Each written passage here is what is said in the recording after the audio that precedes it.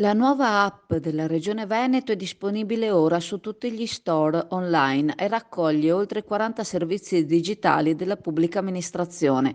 Applicazione sicura, veloce e gratuita a cui si accede una prima volta con SPID o carta elettronica digitale. Si tratta di Vivi Veneto. L'app anticipa quello che sarà un fenomeno internazionale, quello delle super app che forniscono molteplici servizi. Progettata con una ditta specializzata e organizzata in 3 aree verticali e 3 trasversali, nelle quali sono stati valorizzati gli investimenti fatti in questi anni nel digitale dalla Regione Veneto. Massimo Iabarra, CEO della ditta ideatrice Engineering, ha spiegato l'utilizzo della tecnologia per semplificare la vita ai cittadini, rendendo l'accesso ai servizi offerti dalle amministrazioni in modo rapido.